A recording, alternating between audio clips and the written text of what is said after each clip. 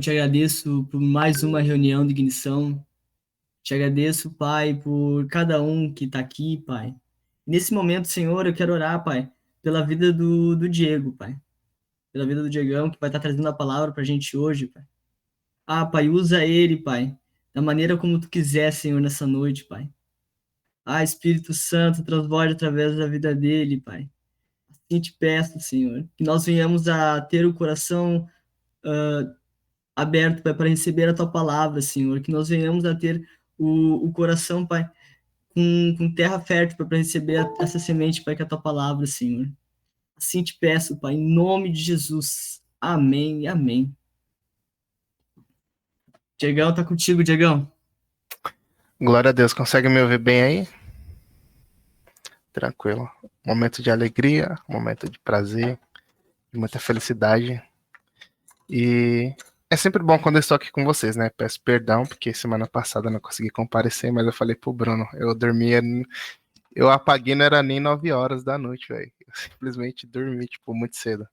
Mas é por conta da correria que eu tô tendo, né? Tô tendo que fazer um curso integral, aí tô estudando para concurso público também. E fazendo faculdade ainda, meu Deus. Mas é tudo para a glória de Deus. Como a gente está ministrando sobre salmos, eu escolhi um salmo bem pequenininho, né? O 119, da Nabi aí. A Nabi queria falar sobre ele, eu não sabia. Se eu soubesse, tinha deixado para ela. Bom, mas eu não vou ler o salmo todo, né? Porque é muito grande. Eu vou ler só uma parte que falou bastante comigo e eu quero compartilhar com vocês, né?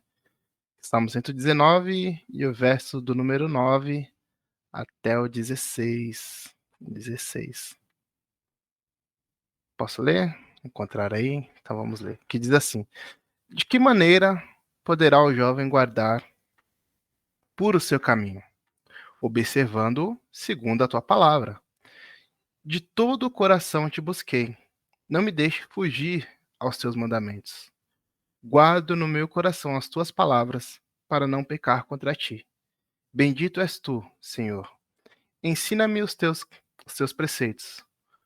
Com Com os lábios tenho narrado todos os juízos da tua boca, mas regozijo-me com o caminho dos teus testemunhos, do que com todas as riquezas. Meditarei nos teus preceitos, e as tuas veredas terei respeito.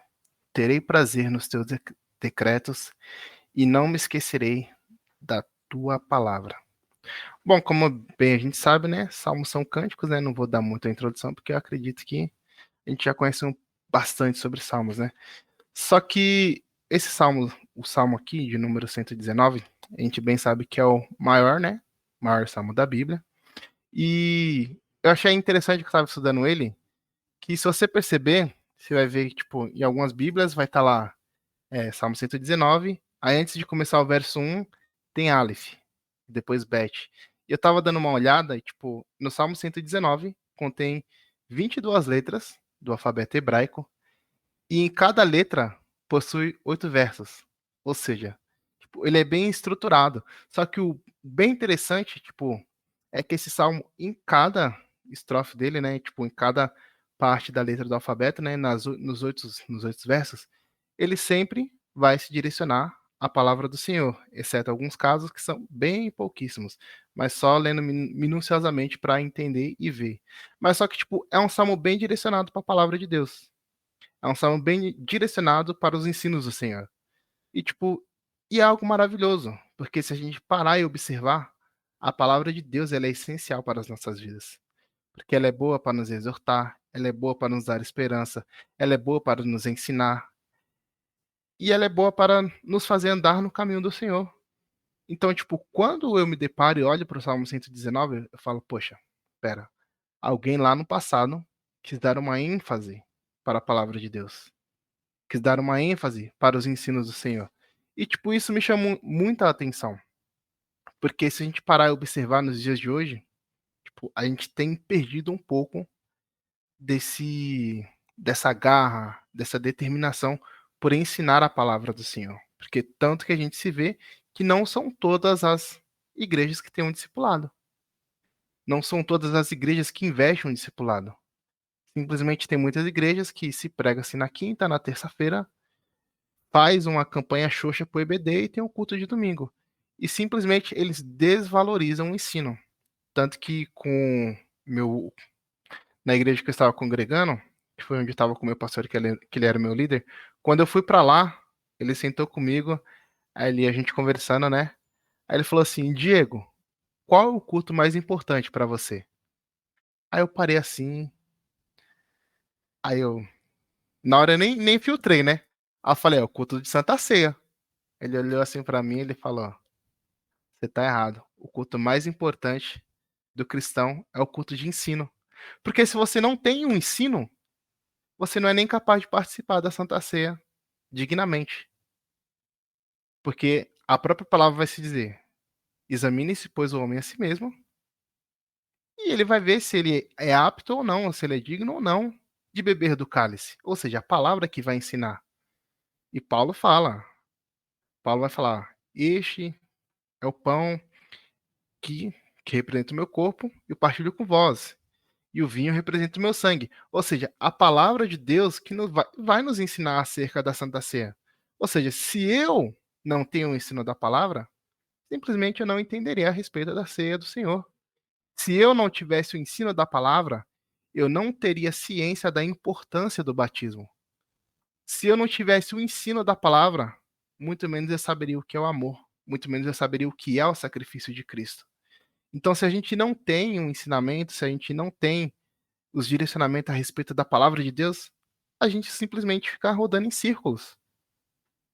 E tipo, é muito fácil a gente cair numa falácia por conta de fora de um texto fora do contexto que já era um pretexto totalmente diferente do que a Bíblia queria se dizer. Porque se a gente parar e analisar, tipo, tem muita gente que fala: "Olha, eu sou ungido do Senhor, não toque no ungido do Senhor". Só que quando a gente vai lá em Isaías, que fala sobre o ungido do Senhor, não está falando sobre nós, está falando sobre uma profecia a respeito de Ciro, né, que libertaria os judeus da Babilônia, e até mesmo sobre o Messias, o Cristo separado, o ungido de Deus. Então tem muita gente que fala: "Não, essa profecia foi para mim, eu sou ungido do Senhor, eu sou o vaso que ninguém pode tocar", mas simplesmente não é assim. Tem coisas que vai falar acerca de um tempo e tem coisas que realmente são promessas que são feitas para nós. Então, quando eu paro e me deparo com o Salmo 119, simplesmente o autor dos Salmos, ele dá essa ênfase, dá esse cuidado devido à palavra do Senhor. E é o cuidado que nós devemos ter nos dias atuais. Só que quando eu estava lendo, eu fiquei: meu Deus, quem escreveu o Salmo de número 119? E é uma incógnita que ninguém sabe quem foi que escreveu, porque não tem o nome do autor. Alguns vão dizer que é Jeremias, alguns comentaristas pode-se dizer que é Esdras, quando ele volta para Jerusalém, ele se dedica, né, à, à palavra, e se dedica a ensinar a palavra. Ou muitos vão dizer que é Jeremias, porque se a gente parar e observar, em algumas passagens do Salmo vai falar que, tipo, que ele meio que sofria uma rejeição do povo. Era um povo que não guardava a palavra do Senhor. Era um povo que simplesmente negligenciava a palavra de Deus. E quem foi esse povo? Se a gente dá uma olhada assim, o povo que foi antes de ser cativo da Babilônia, porque simplesmente Jeremias ele falava, pregava, ele falava: olha, não é assim, olha, não é dessa maneira. E tipo, o povo simplesmente falava: cara, Jeremias, você tá maluco. Os profetas aqui, ó, tá falando que Deus vai nos abençoar. Os profetas aqui, ó, os profetas, né? Estão falando aqui, ó, que Deus tá conosco. Só que simplesmente Deus entregou eles nas mãos do povo da Babilônia. Por quê? Simplesmente porque eles negligenciaram a palavra de Deus. E se a gente observar e entender, a palavra de Deus, ela é bem reta. Ela é bem, ela, como eu posso dizer, ela é fiel àquilo que Deus fala, porque Deus fala: olha, se vocês forem fiéis aos meus mandamentos, se obedecer, certamente eu vos abençoarei. Mas a partir do momento que vocês não me obedecerem, eu vou te entregar às nações.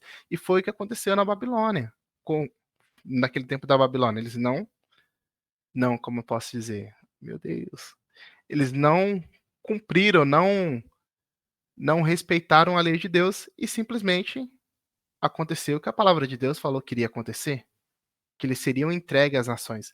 E isso é muito forte. Só que o que eu estava observando é uma coisa muito, tipo, eu ia falar muito maluca, só que não é muito maluca. É algo, deixa eu procurar uma palavra aqui bem certeira. Para mim, é algo satisfatório, porque se a gente para e olha como o salmista ele lidar com o salmo de número 119, ele simplesmente traz a lei de Deus como algo bom. Ele traz a lei de Deus como algo que ele se regozija. Ele tem prazer em cumprir a lei de Deus. Só que se a gente para e observa, para o ímpio, a lei de Deus ela é inimiga. Por quê? Porque ela vai condenar os atos falhos que eles estão fazendo. Porque vai falar, olha, não pode matar, não pode roubar. Ele fala, pô, peraí, isso daqui é meu inimigo, porque está tentando barrar algo que eu quero fazer. Só que quando a lei de Deus ela se depara com o legalista, ela vai como se fosse exercesse uma forma dominadora sobre ele, porque tem algo que ele queria praticar, só que ele não pratica, ou tem coisas que ele sabe que ele não deveria praticar, mas ele não pratica por mérito dele. Coisas que a própria Bíblia vai dizer, né? Quando você der esmola, não sai por aí dizendo, porque você vai o quê? Ganhar galardões dos homens. E é exatamente isso que o legalista faz. Ele fala: olha, eu sou santo, eu não peco, olha para mim, eu não eu não firo a lei do Senhor. Mas só que simplesmente ele está fazendo isso daí por ego próprio, para a maneira que as pessoas de fora passam a olhar para ele e falar: olha lá, vai o santo ungido do Senhor. Eu queria ser como ele, só que na verdade é o que Cristo vai falar, são sepulcros caiados, porque por fora é bonita, mas por dentro está tudo destruído. Porque o alvo deles não é exaltar a glória de Deus, mas exaltar a si mesmo. E eles acabam sendo dominados por essa falsa moral. Só que quando eu me deparo com um salmista, ele se sente liberto, ele se sente alegre, porque ele tem uma liberdade na lei de Deus. Se a gente observar em Gálatas, no capítulo 5, no versículo do 1 ao 5, eu vou ler aqui para vocês. Calma aí que eu já vou entrar no texto já, tá? É só uma introduçãozinha básica, meu Deus. Cadê? Que Gálatas. Vai dizer assim: para a liberdade foi que Cristo nos libertou. Permaneceis, pois, firmes, e não vos submeteis de novo ao jugo da escravidão. Eu, Paulo, vos digo: se vós deixardes circuncidar, Cristo nada vos aproveitará. De novo testifico: a todo homem que se deixa circuncidar, está obrigado a guardar toda a lei. De que Cristo vos desgastes, vós procurais, justificai-vos na lei, da graça decaístes. Porque nós, pelo Espírito, aguardamos pela esperança a justiça que provém da fé. Ou seja, Paulo está falando: olha, é, eu preguei o evangelho para vocês, eu ensinei vocês, só que vocês estão caindo na falácia dos judeus, falando que vocês precisam se circuncidar, precisam seguir a lei. Só que Paulo já ensinou que a lei se cumpre em Cristo, que vocês foram chamados para a liberdade. E no que isso se consiste a liberdade, Diego? Cristo vai falar: aquele que me ama, guarda os meus mandamentos. Ou seja, eu não preciso primeiro guardar os mandamentos para depois amar a Deus. Não, simplesmente eu amo a Cristo primeiro e por consequência eu guardo os seus mandamentos. Ou seja, foi para essa liberdade que Cristo nos chamou. Foi para essa liberdade que Cristo nos cedeu, que Cristo nos concedeu. Porque a partir do momento que eu penso que eu preciso guardar a lei para amar a Cristo, eu caio no jugo do legalista. Eu sou dominado por uma falsa moral. Agora, a partir do momento que eu amo a Cristo primeiro e guardo a sua lei, eu vivo em liberdade. Porque eu sei que aquilo agrada a Deus. E automaticamente, aquilo agradando a Deus, o meu coração se alegra. O meu espírito se alegra. Porque a gente bem sabe que quando Adão ele está no paraíso, que Cristo fala, Deus fala, né? Certamente se comer deste fruto, tu morrerás. Só que não é uma morte física, é uma morte espiritual. Então, a partir daquele momento, ele meio que como se ele se desligasse de Deus. E gradativamente ele vai se desligando cada vez mais, ele vai se afastando cada vez mais, ou seja, provando dessa morte, provando desta tristeza. Mas só que quando Cristo ele vem e nos religa com o Pai, através do seu amor, ele nos proporciona essa liberdade. Então, aquilo que passava a ser o nosso inimigo, aquilo que passava a ser o nosso dominador, agora é motivo de liberdade para nós. Porque eu sigo a lei, porque eu amo a Cristo. Só que você fala, Diego, mas não tem como seguir a lei ao pé da letra. Sim, não tem como seguir ao pé da letra. Mas só que a gente tem que parar e entender que quem cumpriu a lei de uma ponta para outra foi Cristo. E através de Cristo nós somos justificados. Então eu não preciso cumprir toda a lei, porque em algum momento eu vou tropeçar, mas isso não dá pretexto para que eu comece a pecar, porque Paulo fala, olha, onde abundou o pecado, superabundou a graça. Paulo ele não está falando, olha, onde abundou o pecado, pode pecar mais porque a graça ela é infinita. Não. Paulo ele está falando, olha, o pecado abundou, mas através de Cristo, nós permanecemos fiéis aos seus mandamentos, nós permanecemos fiéis à sua lei. Então é isso que o salmista ele está tentando nos trazer, tentando nos mostrar, dando essa ênfase à lei de Cristo. Amém? Meu Deus, nossa, bebi uma água aqui. Ainda bem que tem uma água aqui, meu Deus. Peraí.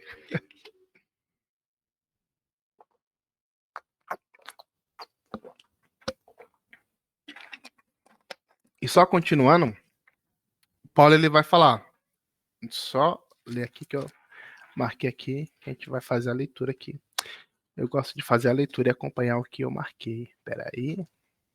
Está em Romanos 7, versículo 12 e o 14, que diz assim: Por conseguinte, a lei é santa e o mandamento santo, justo e bom. E o 14 vai dizer assim: Porque sabemos que a lei é espiritual. Eu, todavia, sou carnal, vendido à escravidão. Ou seja, a gente pensa que, de certo modo, tem pessoas que falam que a lei é ruim por conta da nossa carne. Porque se a gente para e observa e pensa, aqueles que são espirituais sentem prazer em cumprir a lei de Deus, sentem prazer de ser fiéis ao nosso Deus. E aí a gente entra dentro do texto, né? Que vai agora começar um pouquinho a falar sobre o Salmo, né? Então, se a gente parar e observar, este Salmo ele vai estar falando um pouco sobre santidade. Só que, Diego, como eu permaneço, como eu vou atrás, como eu busco a santidade? Aí ele vai começar a falar assim: olha, de que maneira poderá o jovem guardar o puro seu caminho? Ele começa fazendo uma pergunta, só que ele mesmo responde: observando segundo a tua palavra.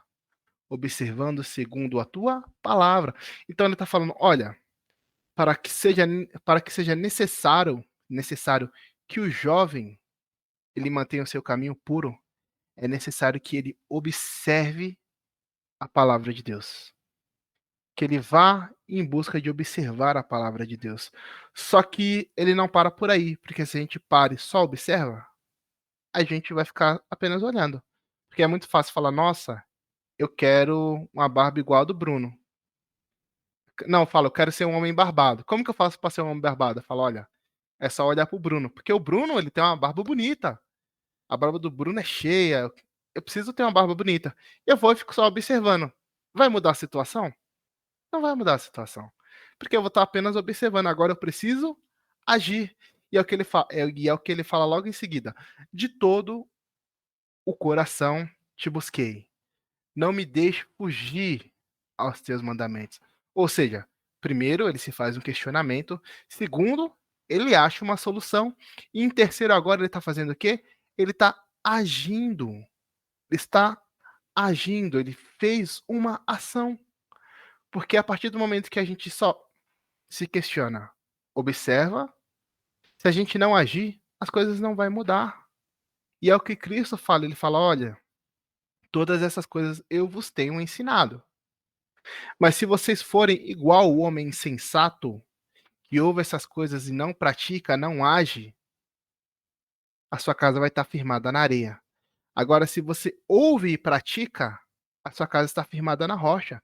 Ou seja, não adianta só a gente se questionar, não adianta só a gente achar uma solução, a gente tem que agir. E é o que o salmista está falando: olha, eu te busquei de todo o meu coração. De todo o meu coração. Isso daqui eu não tinha nem anotado, mas veio agora. Por que de todo o coração? Prioridade. Prioridade. Porque muitas vezes a gente fala: olha, não sei, tá acontecendo alguma coisa que tá me arrastando para baixo. Porque eu me questiono, eu sei que tem um problema, eu sei a solução, só que quando eu tô agindo não tá dando certo. E uma vez eu me questionei muito sobre isso, porque eu vinha fazendo as minhas coisas, eu vinha fazendo o devocional quando eu separava um tempo, só que nada mudava. Eu falava: Senhor, o que que tá acontecendo? E, tipo, tinha dias que eu acordava angustiado, porque eu deixava para fazer o devocional só à noite. Eu falava: não, primeiro eu vou fazer as minhas coisas, depois eu faço meu devocional. Só que quando eu mudei a rotina e comecei a fazer de manhã, quando eu priorizei aquilo que era do Senhor, as coisas começaram a mudar. Eu já acordava mais alegre. As pessoas, quando eu ia pro ônibus, as pessoas lá de tudo de cara fechada e eu lá: Deus é bom. Por quê? Porque eu simplesmente passei a priorizar aquilo que era importante para mim. Porque Cristo ele vai falar: buscar primeiro as coisas do céu, o reino de Deus e a sua justiça, e as demais coisas vos serão acrescentadas. Ou seja, às vezes a gente se preocupa com tantas coisas e o essencial a gente esquece, de buscar a Cristo de todo o nosso coração, de se entregar para Ele por completo. A gente pensa que só um pedacinho é bom, como muitos falam, né? Vou entregar só uma orelhinha para Jesus, só um bracinho. Não, Jesus ele quer o seu corpo inteiro. Tanto que Paulo ele vai falar: olha, entreguei os seus corpos como sacrifícios vivos, para que experimenteis, como culto racional, para que experimenteis a boa e perfeita vontade de Deus, transformai-vos a nossa mente. Eu falei meio embaraçado, né? Só troquei a ordem das palavras. Mas Paulo ele fala: olha, apresentei os seus corpos como sacrifícios, para que vocês possam transformar, renovar as vossas mentes. Ou seja, para que a gente possa entender, para que a gente possa ser transformado, para que a gente possa buscar e provar a perfeita e agradável vontade de Deus, é necessário que a gente coloque a Cristo como prioridade. Ele vai falar: olha, e não me deixe fugir aos seus mandamentos. Ele não está falando: olha, Senhor, eu sei que é difícil, mas me dá uma folguinha. Tá difícil resistir. Não. Ele está falando: olha, não me deixe fugir dos seus mandamentos. Porque os mandamentos, como Paulo já falou, é bom. Os mandamentos do Senhor são santos, santos. E o primeiro mandamento é o quê? Amar a Deus acima de todas as coisas. Ou seja, a partir do momento que nós colocamos a Deus acima de todas as coisas, se a gente parar e perceber, fica até mais fácil para amar o próximo. Porque a gente vai parar aí para pensar: olha, Senhor, eu sei que é difícil amar aquele atribulado ali. Mas se o Senhor ama, eu sei que eu também tenho que amar. Por quê? Porque eu amo a Deus acima de todas as coisas. Falo: nossa, Senhor, queria tanto cometer aquele pecadinho, mas eu não vou cometer. Por quê? Porque eu amo o Senhor. Vou até colocar em um sentido, em um exemplo até mais palpável. Esse aqui que muitos de nós aqui temos mães e pais. Aí eu te pergunto: você sabe que seu pai ele não gosta de pimenta? Uma suposição. Ele não gosta de pimenta. Você vai dar pimenta pro seu pai? Não vai dar. Você não vai dar pimenta pro seu pai. Ou hipoteticamente aqui, eu não sei se algum de vocês são mãe ou pais, eu acredito que não. Mas quando você tiver um filho, você sabe que se ele cair, ele vai se machucar. Você ama o seu filho. Você vai deixar o seu filho cair? Não. Você vai deixar que coisas firam o seu filho? Não. E é isso que a Bíblia está querendo nos dizer. Quando nós amamos a Deus acima de todas as coisas, nós fazemos o quê?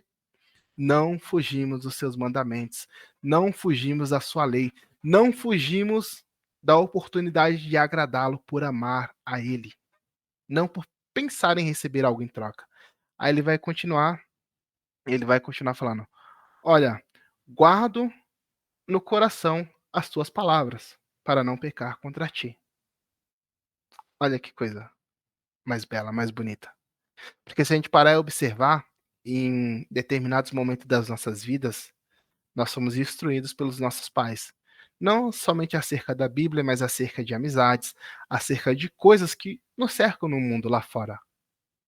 E simplesmente foram coisas que nos livraram de muitas situações em que a gente poderia entrar numa enrascada. Porque eu via muito meu pai falando: olha, não faz amizade com aquele indivíduo, não faz amizade com aquele indivíduo que não é bom. E eu sempre me questionava: não, meu pai é chato, que não sei o que, não é possível. Só que não, chegou um momento que eu entendi que meu pai estava zelando por mim. Porque um desses que ele falou que não era para me fazer amizade, infelizmente, na sua juventude, ele teve uma overdose e faleceu. Olha que loucura. E se eu continuo uma amizade com aquele cara, e se eu começo a imitar o que ele faz, e simplesmente negligenciando os ensinos do meu pai? Eu entraria o quê? Numa enrascada. Só Deus saberia onde eu estava agora. Mas graças a Deus, Deus em sua infinita misericórdia, mesmo ainda eu não sendo cristão naquele tempo, Deus me preservou e me manteve em um caminho que eu não fosse mais para baixo. E hoje eu entendo que para me permanecer e continuar firme em Cristo, eu tenho que guardar a sua palavra em meu coração. Eu sei que é difícil, não vou falar que é fácil, porque a gente é humano. E a nossa carne às vezes quer ceder a vontades que a gente não deveria ceder. Mas a partir do momento que eu entendo que eu tenho um problema, que eu enxergo a solução, que eu procuro buscar a Cristo de todo o meu coração, eu entendo que eu tenho que guardar aquilo que ele me ensina no meu coração, para que eu não peque contra ele. Isso é muito louco, porque isso me remete a uma situação justamente na adolescência. É, meu pai sempre falava: olha, Diego, não usa droga, que não sei o quê. Porque quando eu era criança, eu passei por muitas situações que, antes do meu pai se converter, ele usava droga e essas coisas. Então, tipo, eu, quando eu era criança, já passei por situações que eu vi cenas que eu deveria ter visto. E, tipo, por passar por isso, por saber que é prejudicial, meu pai sempre falava: olha, não usa, não usa, não usa, não usa. E aquilo sempre ficou na minha cabeça, sempre ficou na minha cabeça. E teve um certo dia, um determinado dia, antes da minha conversão, o pessoal me chamou. Falei: olha, vamos sair, que não sei o quê. E a gente saiu, fomos, curtimos, né, a falsa alegria do mundo. E quando chegou no momento de ir embora, eles falaram: olha, a gente tem um negócio aqui, vamos experimentar? Aí eu parei assim e veio na minha mente justamente as coisas que meu pai falava: olha, não usa, não vai te fazer bem, não é legal. E simplesmente aquilo começou a martelar no meu coração. E eu falei: olha, vocês fazem o que vocês quiserem aí, mas eu aconselho que não, porque eles falam: não, a gente só vai experimentar, que não sei o que. Eu falei: meu, isso daí pode ser uma porta para muitas coisas no futuro. E simplesmente grande parte dos que estavam lá naquela noite, que experimentaram, muitos deles se viciaram. Olha que loucura. E simplesmente por eu ter dado ouvidos ao que meu pai me ensinou, eu meio que me livrei dessa, né? Graças a Deus, porque ali eu já creio que já era Deus na minha vida, né? Como Santo Agostinho fala, né? Tipo, durante toda a vida dele, ele enxergava os cuidados de Deus. Mesmo ele ainda não sendo cristão, ele já entendia que Deus cuidava dele. Então eu já entendi, nisso eu já entendo os cuidados de Deus pela minha vida. Ou seja, é muito importante que a gente guarde os ensinos de Cristo no nosso coração, porque vai chegar momentos que a gente vai ser tentado. A gente fala: olha, não, isso daqui não é para mim, porque eu sei que não agrada o meu Cristo. Olha, eu não posso cometer essa conduta, porque eu sei que fere as palavras do meu Deus. Eu sei que isso fere o coração do meu Deus. Eu sei que isso me afasta de Deus. Então é necessário que eu guarde as palavras de Deus no meu coração. Aí ele vai continuar dizendo, né? Bendito és tu, Senhor. Ensina-me os teus preceitos.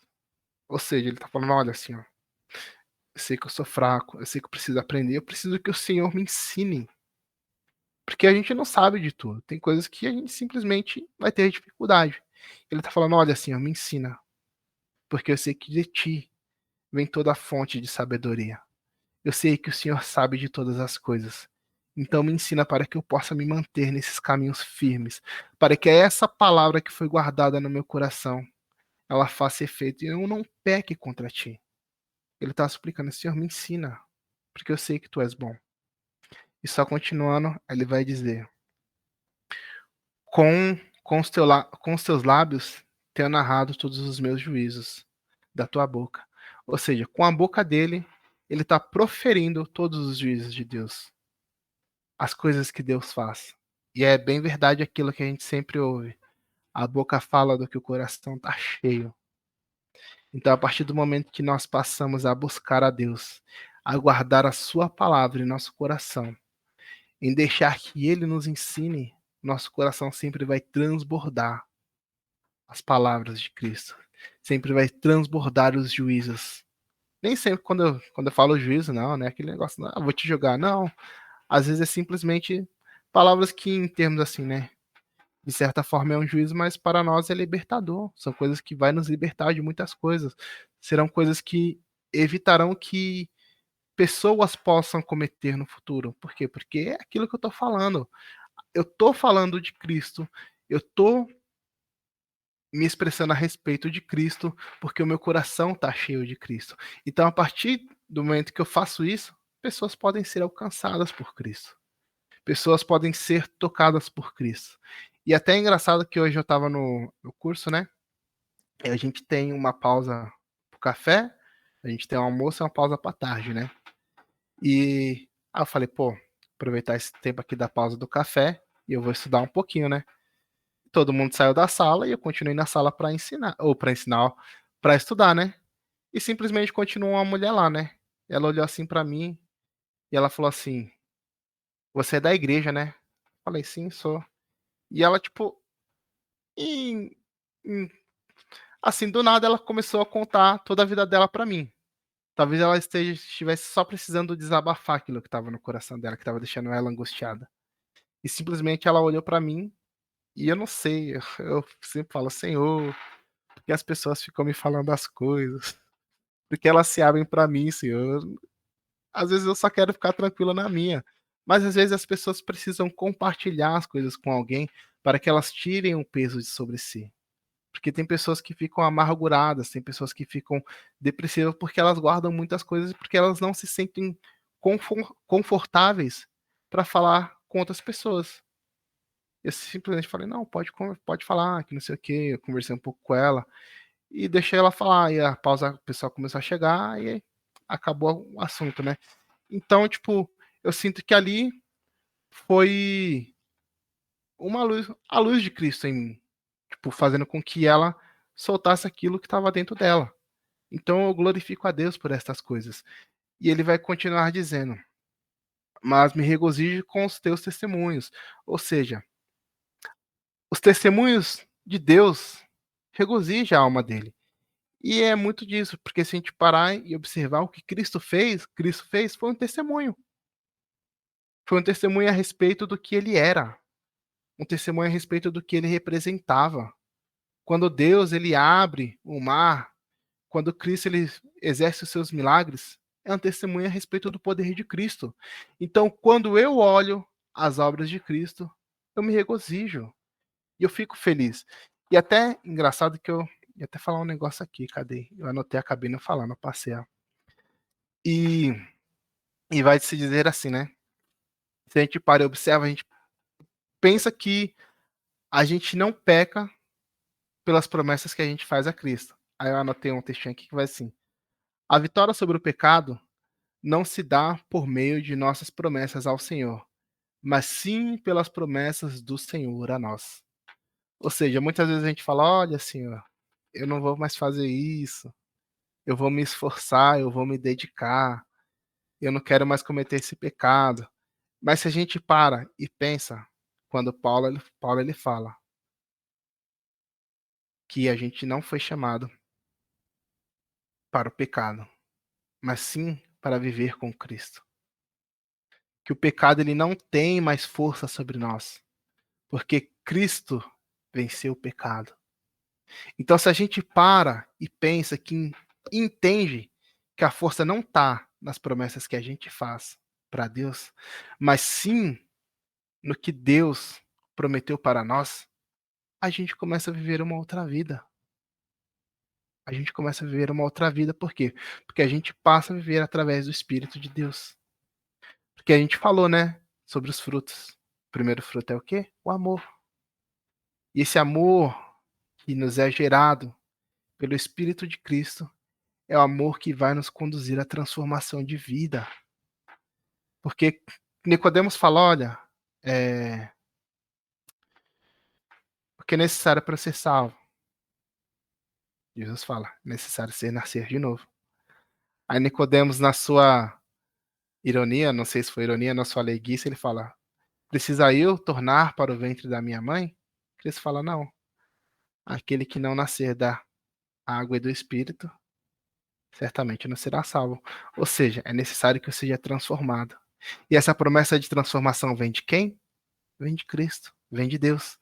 Então, a partir do momento que eu entendo que não são os meus esforços, não são as minhas promessas que movem a minha vida contra o pecado, mas sim o sangue que foi vertido na cruz do Calvário, o Espírito Santo que habita em mim, este Espírito que me transforma e me renova, é isso que me faz triunfar sobre o pecado. É isso que me direciona a uma vida de santidade. É aquilo que Cristo, através do seu sacrifício, proporcionou para mim e para você. Não são os meus esforços. Isso me chamou muita atenção. Eu fiquei, meu Deus. Me fez só tornar um ensino que eu já tinha aprendido. E falar, nossa, como eu deixei isso passar batido. E aí ele vai dizer, né, já caminhando para o fim, meditarei nos teus preceitos, e a tuas veredas terei respeito. Terei prazer nos seus decretos. Não me esquecerei da tua palavra. E só para manter o costume, né? Ai, cara, o Leandro não tá aí, né? Ah, o Leandro tá aí sim. Mas quando ele fala a respeito de, cadê? Meditar, meditar no sentido original da palavra, ele vai ter algumas traduções, né? Que é considerar, conversar consigo mesmo, pensar, falar e orar, e algumas outras coisas. E o que mais me chama a atenção é o conversar consigo mesmo, ou replicar aquilo que eu aprendi.